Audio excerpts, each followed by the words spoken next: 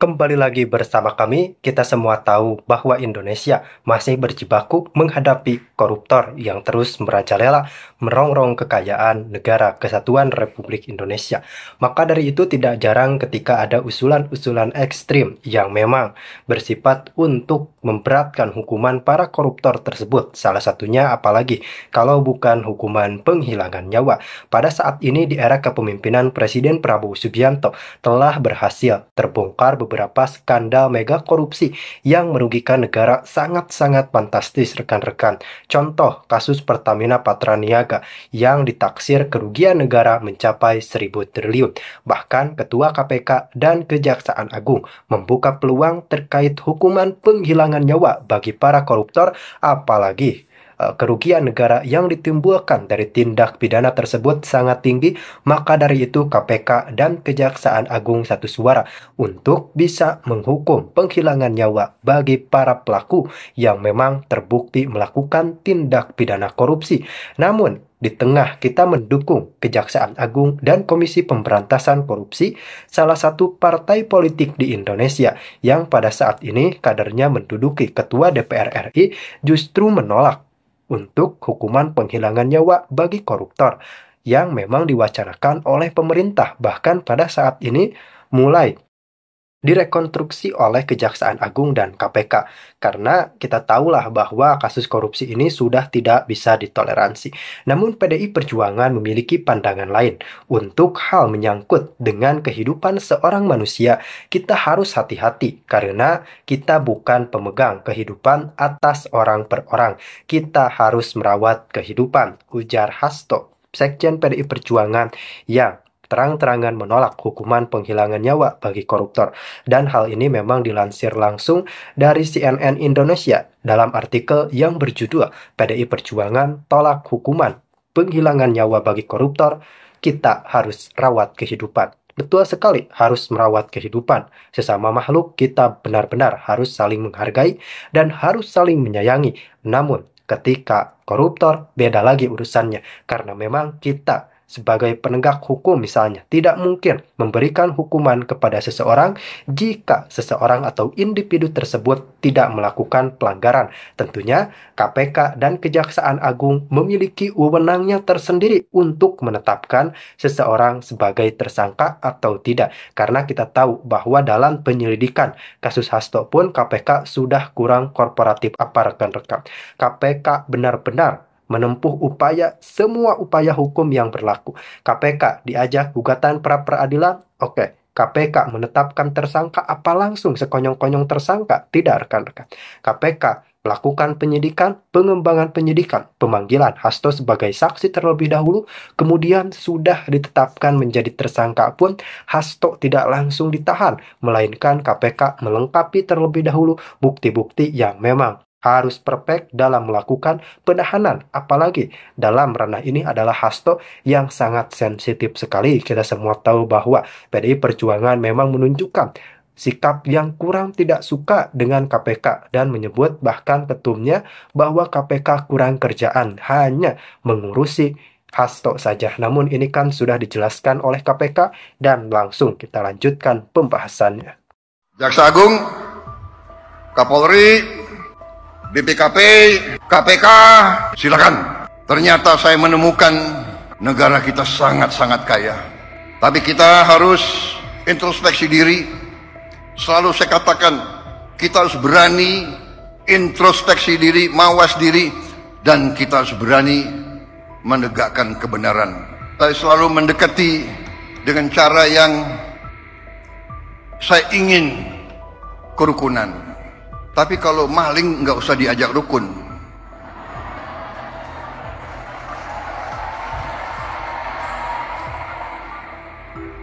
Saya ingin mengajak kebaikan.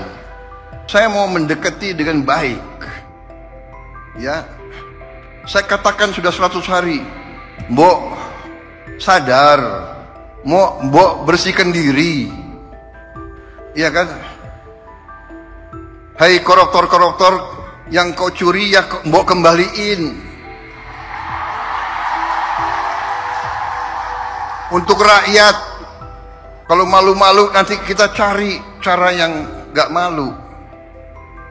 Tapi mbok ya kembaliin. Saya tunggu 100 hari, 102 hari, 103 hari sudah. Ini 100 berapa hari ya? Apa boleh buat? Ya terpaksa lah. Jaksa Agung, Kapolri, BPKP, KPK,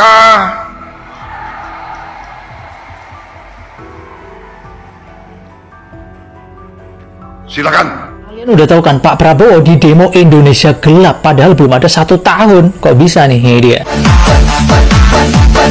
Melihat demo mahasiswa yang baru-baru ini terjadi dengan tagline Indonesia Gelap, sebenarnya secara mendasar beberapa mahasiswa itu hanya pengen mengekspresikan emosi mereka. Tapi yang menjadi masalah adalah banyak oknum-oknum yang memanfaatkan momen tersebut, sehingga kemudian seolah-olah Indonesia itu gelap banget dan harus dirombak, dan imbasnya bisa berakibat kerusuhan di mana-mana. Tapi ada salah satu narasi yang menurut saya sangat tidak masuk akal. Ada yang bilang bahwasanya saya nggak butuh makan gratis, butuhnya pendidikan gratis. Satu, karena memang selama ini pendidikan sudah gratis sebenarnya, termasuk juga di tingkat perkuliahan yang sudah ada beasiswa. Kalaupun ada mahasiswa yang tidak menerima beasiswa, artinya antara dia tidak masuk ke kategori orang miskin ataupun kurang pinter. Terus misalnya ada yang bilang bahwasanya beasiswa itu ada yang salah sasaran. Kadang banyak juga kok oknum-oknum mahasiswa yang sengaja memanipulasi data pendapatan orang tuanya yang sebenarnya tidak terlalu miskin banget, dimanipulasi yang akhirnya dia dapat. Padahal di sisi lain banyak orang yang lebih miskin juga akhirnya nggak dapat gara-gara si manipulatif data ini. Jadi menolak makan gratis itu nggak masuk akal sama sekali, karena belajar dalam kondisi perut lapar itu nggak bisa cuy. Dan uniknya gini guys, sebenarnya mahasiswa itu punya hak untuk ikut demo maupun tidak ikut demo. Dengan hanya misalnya temannya bilang, wah kamu kalau nggak ikut demo berarti cemen kamu. Hanya dengan kata-kata seperti itu langsung merasa malu dan akhirnya ikut demo. Nah makanya biar kalian tidak mudah termanipulasi, wajib banget ya baca buku-buku psikologi, misalnya seperti e-book Master of Influence. Sudah pasti kalian bakal menjadi lebih sigma dari yang lain.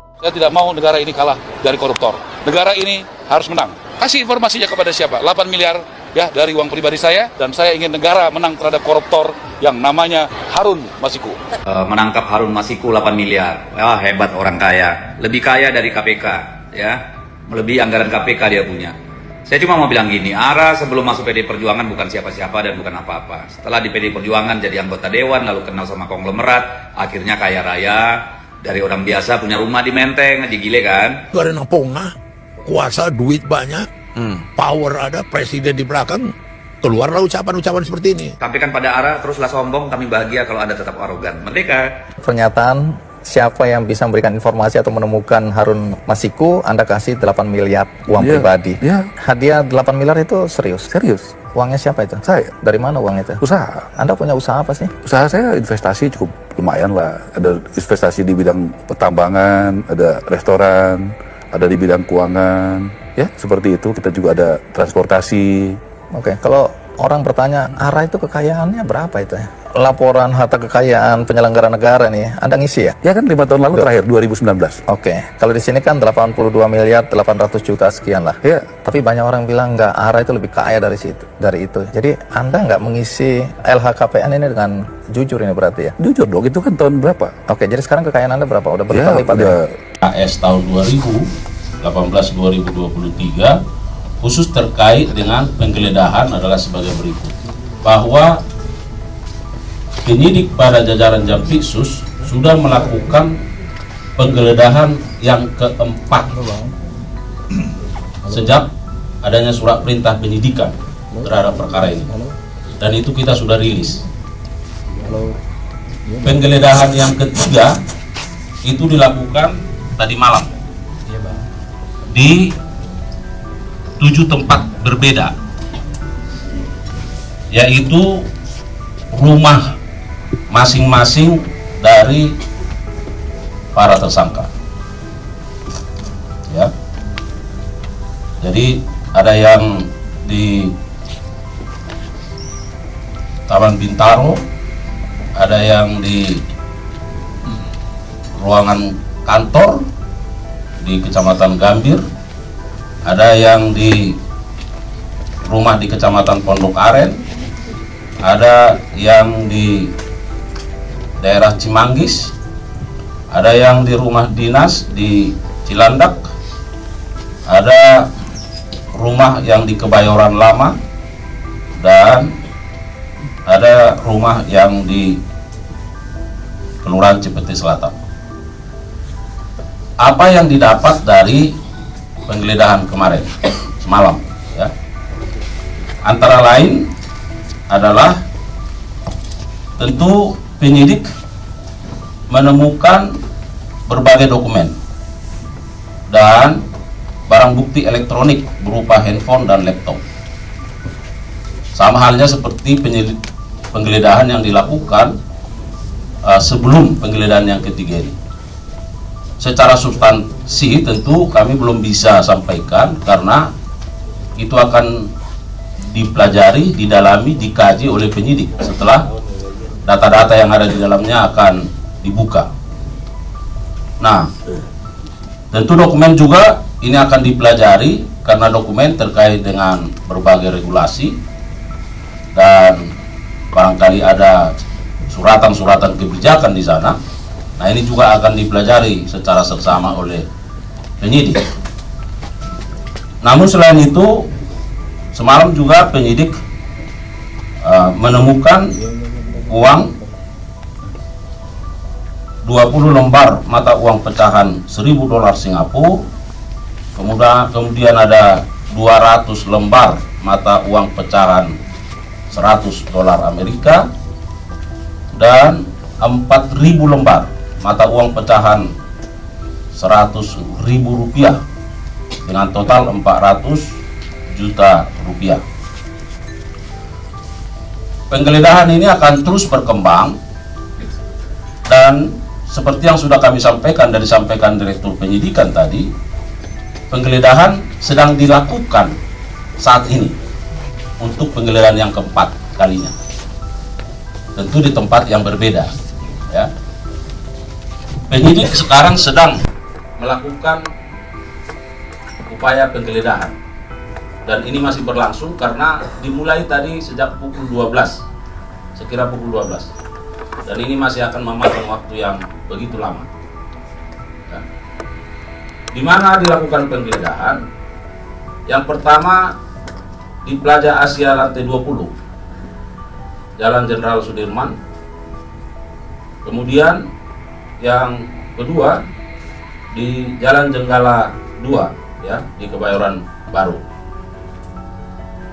Jadi kalau rekan-rekan media melakukan pengamatan atau mengikuti, ya silakan. Itu informasi yang bisa kami sampaikan, dan tadi itu rumah siapa sudah disampaikan oleh Pak Direktur Penyidikan. Nah, kita harapkan dengan upaya tindakan penggeledahan ini akan semakin membuat terang, membuka tabir tindak pidana ini dan membuat semakin terang, jelas, dan kita harapkan prosesnya akan terus berkembang. Dan tentu sesuai dengan pasal-pasal persangkaan yang sudah ditetapkan oleh penyidik, maka